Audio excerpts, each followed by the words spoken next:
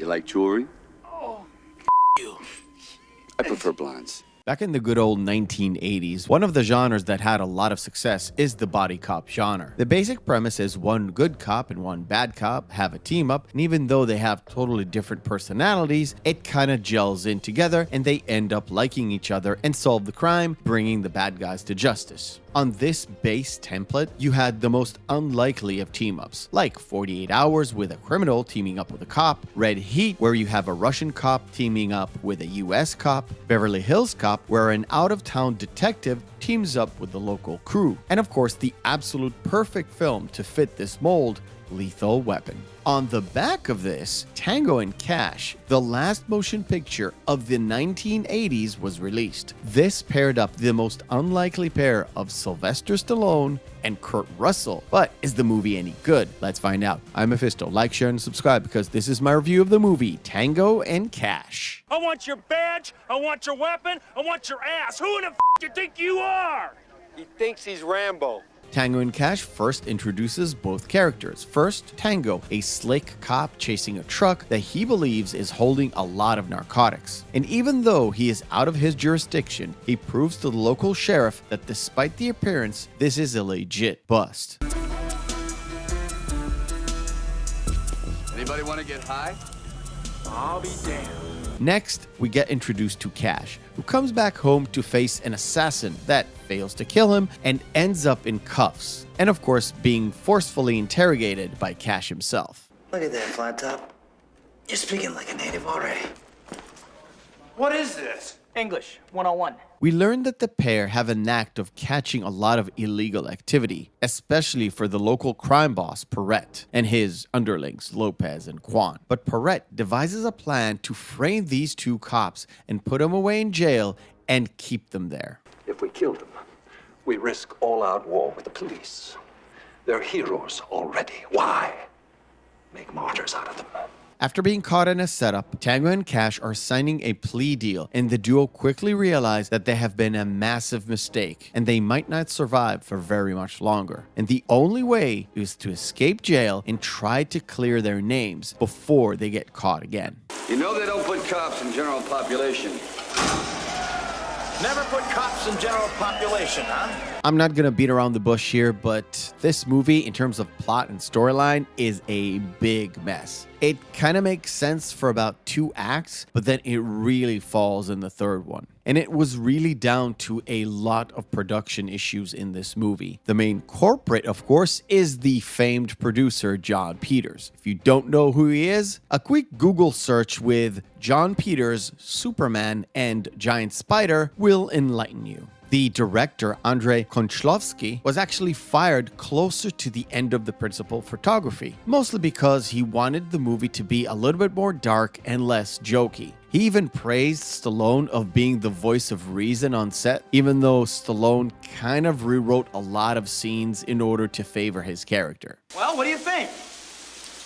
I think with your IQ, you're unarmed and still very dangerous. In these reviews, I don't really go into these production issues much because every movie has its own issues. However, some movies use these mistakes or gaffes or things that just happen by happenstance to have a positive outcome and normally become famous for them. Tango and Cash suffered because of these issues. And to me, what carried the movie is the interaction between Russell and Stallone.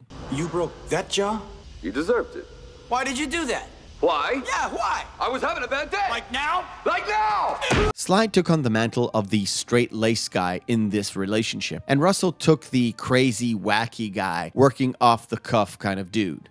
If you will, Sly is the Murtaugh and Russell is the Riggs. But through mutual banter and trying to overdo each other every single time, they created a bunch of comedy that I personally like and did help me look past the horrible way in which the movie concluded. Things are just getting better by the second.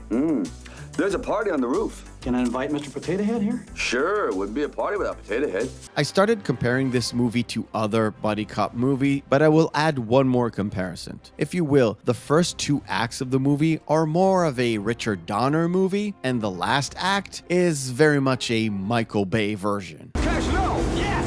No! Yes! No! Tango and Cash is yet another movie that I watched in the past and I particularly like, but I'm fully aware that it's not very good. I love it in the same way I love Hudson Hawk. Two movies that the storyline makes no sense, but I enjoy the ride and especially love the comedy. Sly in particular has always been raked over the coals for every single time he even tried to step away from himself and try on a comedy with not much success. But in this movie, he manages to redeem himself, at least in my eyes, because Tango skirts the line between comedy and action. And because at that point, Sly felt like he can take it, so he slipped in a line of dialogue that is very self-deprecating, showing to us that he can have just a little bit of self-humor. Rambo is a As for Kurt Russell, he manages to channel a little bit of the old Jack Burton into this character of Cash, and it was a joy and a half to watch. One of my favorite moments of his was Kurt being smushed into a dress to fool some cops that are after him, and to help him with the ruse is the character of Kiki, played by a young Terry Hatcher. Kiki? Hey, bud, get your hands off my property.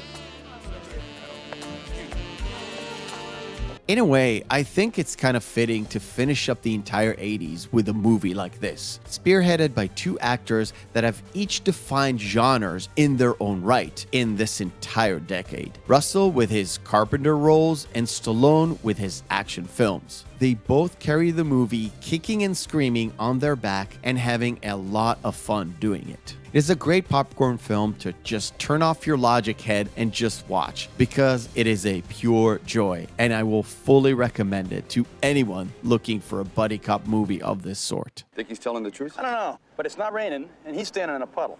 Disgusting.